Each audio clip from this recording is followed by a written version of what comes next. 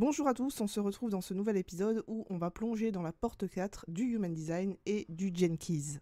Petit rappel avant de commencer, si tu ne sais pas de quoi je parle, je t'invite à aller regarder les vidéos sur ce qu'est le Human Design et le Gene Keys. Et mon but ici est de te transmettre les informations concernant les portes pour que tu puisses incarner ta croix d'incarnation qui est ta mission de vie. Je tiens à rappeler aussi que les énergies de la porte, vous pouvez l'utiliser dans tout domaine de vie. Donc maintenant, plongeons et commençons dans la porte numéro 4 en Human Design. Alors cette porte, on l'appelle un peu la porte des solutions, la porte de la formule, parce que c'est une porte qui a solution à tout. Elle se trouve dans le centre de l'ajna. Je rappelle que l'ajna est associé à la pensée, à l'analyse, aux opinions.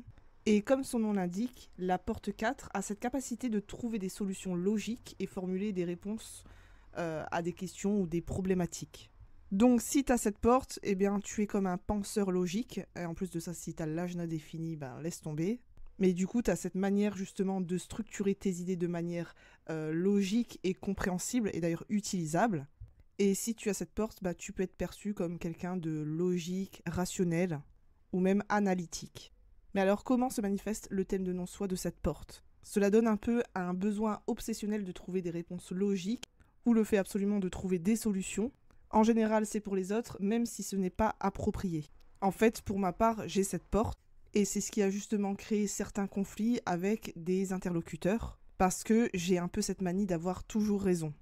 Bon, en particulier avec mon mari, je pense qu'on se reconnaît tous là-dedans, et c'est aussi le fait de vouloir tout contrôler. En fait, pour se sentir aligné avec cette porte, c'est le fait de ressentir une clarté mentale, le fait de formuler une solution sans forcing, et de créer justement une connexion avec notre interlocuteur, avec qui on a une compréhension partagée. En fait, nos points de vue sont harmonisés même s'ils sont différents. Cela crée une cohésion plutôt qu'un conflit. Et justement, tu lâches le besoin d'avoir raison ou de tout contrôler mentalement. Donc là, qu'est-ce que ça donne en Gene Keys ?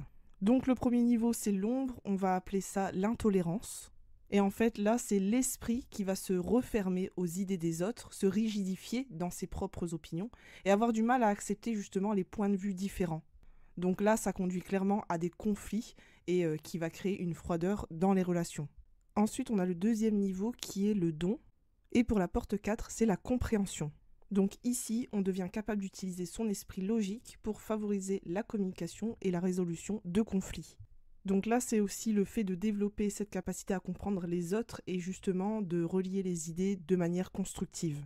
Et ensuite, le grand point d'élévation qui est le CD, qui s'appelle le pardon. Ici, on n'a pas besoin de transcender le besoin de logique rigide. En fait, ici, c'est pas un acte mental. C'est vraiment un état de conscience. C'est un état de conscience où tout jugement va disparaître et en fait, tu vas avoir cette paix intérieure. Une paix ultra profonde. Alors pour ma part, je ne l'ai pas encore trouvé, je dirais que je suis plutôt encore dans le don. Et je dirais même que souvent, je suis dans l'ombre de cette porte parce que j'ai cette sensation d'avoir toujours raison. Alors étrangement, ça se produit avec quelques personnes, notamment mes proches. Après, en extérieur, je dirais que je suis plutôt ouverte à la discussion.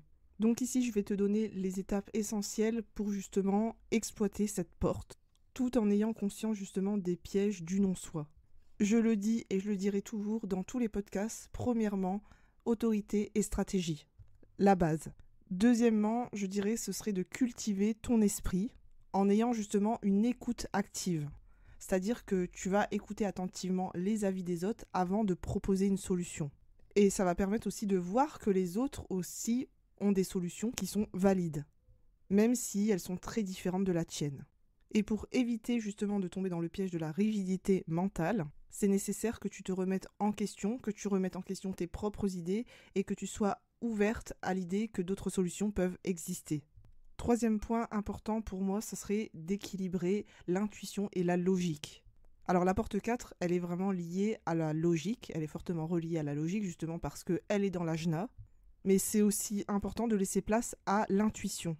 Donc là, je t'invite à apprendre à faire confiance à tes ressentis et à ceux des autres, même si la solution, elle n'arrive pas tout de suite, même si elle ne paraît pas logique.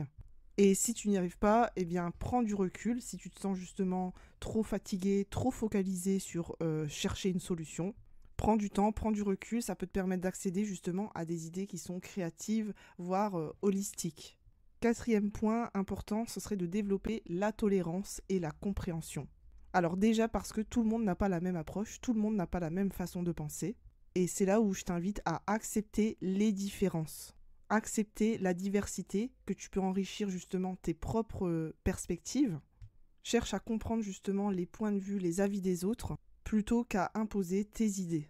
Alors ici, ce que ça va faire, c'est que tu vas développer une compétence de médiateur, de négociateur ou encore d'arbitre.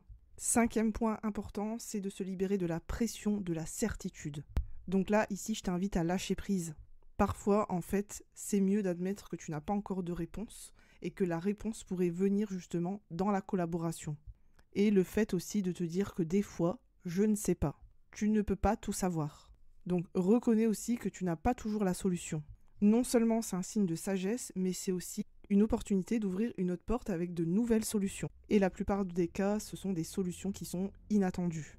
6e point important, ce serait d'utiliser la logique pour le bien des autres. En fait, pour rendre service, pour aider, pour améliorer justement des situations collectives. Partage justement tes idées dans un esprit de coopération plutôt que de compétition. Partage justement tes solutions dans l'intention d'aider un groupe. Et pas seulement pour prouver que tu as raison. Et le dernier point pour moi qui me semble capital, c'est d'équilibrer ton énergie mentale. Alors j'invite tout le monde à le faire, peu importe la porte, mais je t'invite à pratiquer des techniques de relaxation pour justement calmer ton esprit analytique. La méditation, oui, mais il existe aussi d'autres techniques, à toi de voir ce qui te correspond. Et surtout, apprends à être patient et à accepter que certaines solutions prennent du temps pour émerger. J'espère que cet épisode sur la porte 4 t'a plu. N'hésite pas à me mettre en commentaire ce que tu en as pensé. Et si tu souhaites aller plus loin, n'hésite pas à prendre une lecture Human Design. Sur ce, je te souhaite une bonne soirée, un bon week-end et je te dis à bientôt.